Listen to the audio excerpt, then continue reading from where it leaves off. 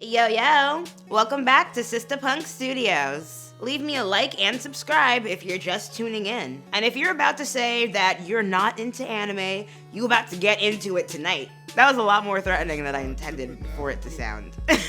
But you can binge watch all of my anime reviews and recommendations, and get to know a little bit more about me with my music exclusives and my lifestyle vlogs. I'm finally taking the time to deep dive into an anime series that's been going round and round in my head all year, and has left an iconic impression in the music genre and the anime medium in its entirety. This anime tackles the complexities of classism, racism, and identity, technological advancements and dependencies, and planetary political corruption, all behind the story of two girls who meet in a city on Mars, with a piano and a guitar and dreams that can change the future. Let's get into the world of Carole Tuesday. Shinichiro Watanabe strikes again. I can't get enough of everything he does. If you haven't yet, check out my last video on his new age cult classic, Space Dandy. I recommended Carole Tuesday as one of my favorite anime of the year when I started my channel in 2019. It was great that it was so widely available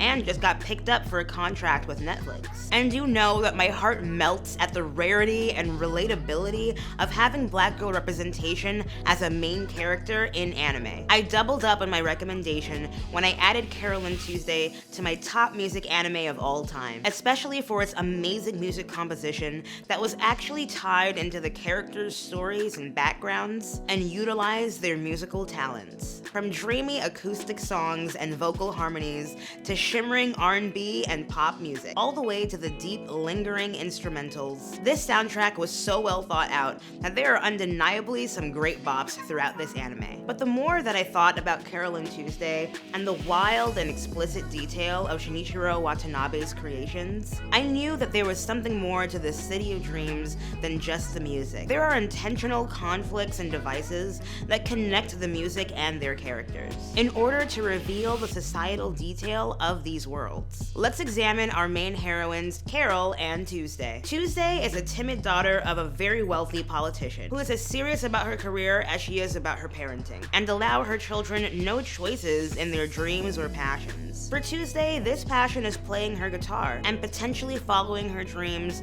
of performing her songs freely, whether it's to 10 people or to hundreds of thousands. And that's something that I related to so bittersweetly, especially when I think about my own commitment to my music as an artist. But Tuesday ends up haphazardly hopping a train from her gated community into the big city and gets hit with the harsh reality outside of her sheltered upbringing. But here is where we meet Carole, who in my proud opinion is the coolest girl in the world. A soulful teenage singer with her keyboard and her skateboard. Carole is an orphan living on her own in this vast city on Mars. Carole really seems to have the world chasing after her, but she is determined to express herself and live her best life. Even though sometimes I feel that there's too much going on in Carole's life for her to be portrayed as being so strong. And that was another relatable part for me, especially as a black girl growing up independent at an early age. That sometimes girls aren't strong because they want to be, but because they have to be. But even when these girls meet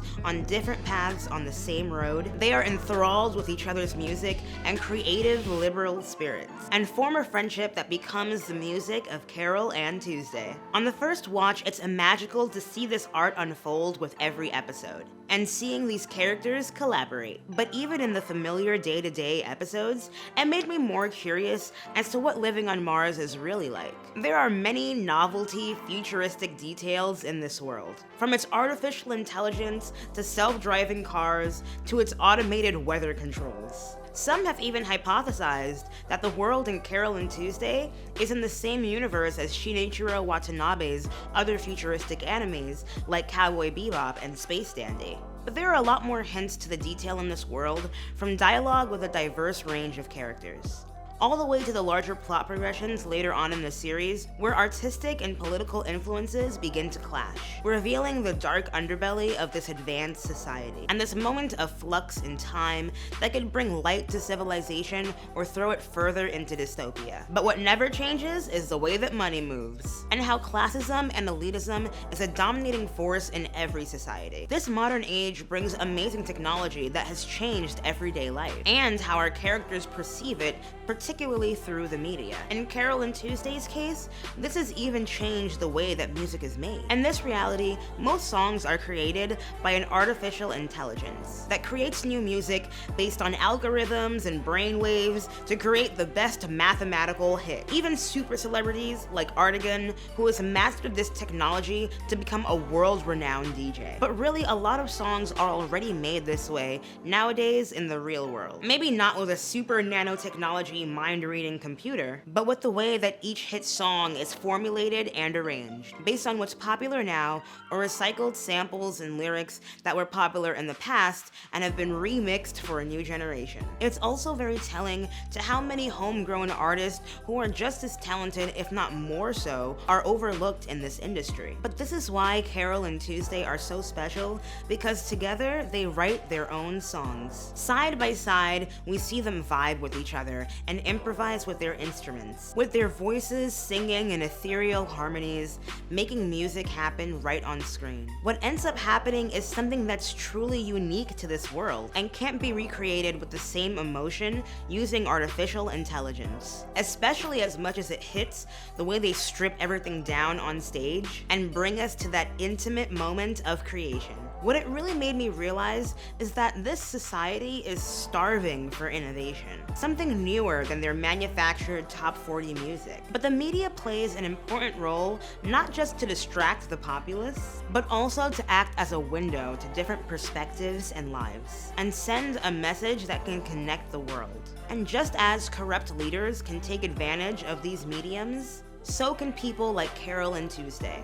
who inspire through their music and positive collaborative spirits, turning a song into a catalyst for a new renaissance, revolution, and rebirth. And Carole and Tuesday are exposed to even more complexities in this world as their music becomes more recognized by up-and-coming rivaling idols, legendary artists, and unique genres, as their fame grows from a viral internet sensation to the rising stars of Mars' greatest. The musicians we encounter impose so much of their character on Carole and Tuesday, with characters that bend genders and define new identities from different economic backgrounds and even different worlds, revealing their true dreams and fears. But cloaked in the limelight to the climb to fame is the cutthroat attitude of celebrity, which is exemplified through our rival, Angela. But Angela actually recognizes the talents of Carole and Tuesday, but also despises them in a way because of how unrefined they are. Despite years of child acting and grooming to become the idol that she is now, Angela is pressured by her mother and struggles to connect emotionally to her music, and is haunted by a traumatic past and an uncertain future. We realize through Angela's experiences the ever-present forms of oppression in many different levels of society, from what ranges to abusively obsessive parental controls, to drug abuse and psychological manipulation, to new technological systems and acts of order and terror in order to assume civilian control. This anime cleverly reflects our current real issues in media and politics, where a speech from a presidential candidate and the grand finale of a TV talent show carries just as much importance on our future. This isn't just due to the collision of celebrity and government office, but also the impressions that are placed before us from entertainment that affect our perspective on reality. And this can either blind us to the truth or enlighten us. The most impactful moments leading to the grand rising finale of Carole and Tuesday was the introspection into the backgrounds of their lives. For Tuesday, this is her confronting the home that she ran away from, after she's actually kidnapped and locked back in her house, creating a physical and emotional distance from her friend Carole. It really felt like a stab in the back, because all this time, Tuesday's mother had the power to snatch her away from this fairy tale at any moment. Tuesday has to speak her truth to her brother and separate from the toxicity of her mother's rule, whose plot plots for control have not only endangered her family's relationship, but also the lives of millions on Earth and on Mars, who are victims to cruel immigration laws and terrorism. Tuesday effectively puts her mother's conscience back in check by standing up for herself and for the community that has been built through her and Carole's effort. Otherwise, Tuesday would have remained being sheltered, and her mother being intentionally used as a political pawn in order to win the election and enact policies that could risk the freedoms of people like Carole. And when I say people like Carole, that does blatantly refer to the Black and brown refugees who live in a volatile political climate on Earth communities. The thoroughness of Carole's character as a Black girl orphan from Earth living on Mars speaks volumes about the inequalities and strife of this society. We learn that Carole was a refugee who was separated from her family as a child. Her father was unfairly incarcerated on Earth while her mother passed away after childbirth. Though Carole was able to escape the refugee camps, many of her childhood friends have grown up to become revolutionaries, using their music as a counterculture against the mainstream controlled media, in order to inform people about the brutalities not being shown on TV. While political leaders like Tuesday's mother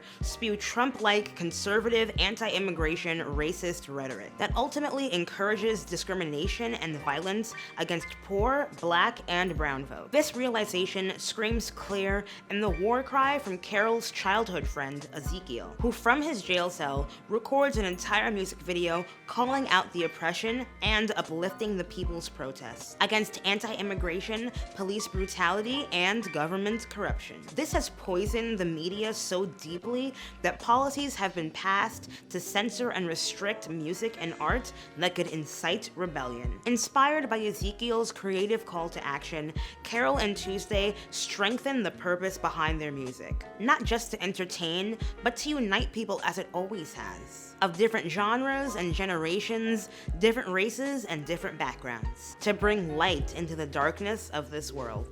Yo, one more thing that I wanted to add to this grand finale. I don't know why I didn't realize this sooner. The final song in Carole and Tuesday, called Mother, is actually incredibly reflective of each of our characters' experiences with their maternal figures. Tuesday sings of the cold, loveless relationship with her career-driven mother. Carole sings of abandonment and a never having met her mother at all. And Angela sings with the heartache of having lost her mother, despite her controlling abuse. This performance was not only a political act against the censorship of musicians, it's also a reflection of these girls' individual experiences and their journey from childhood into the strife of adulthood, while still longing for and wanting to recreate a mother's love. At first I found it to be a little cheesy, but on the second watch, it actually became a lot more emotional for me. Sometimes really sentimental emotions like love can come off as cheesy, but you have to think about why you feel uncomfortable with that.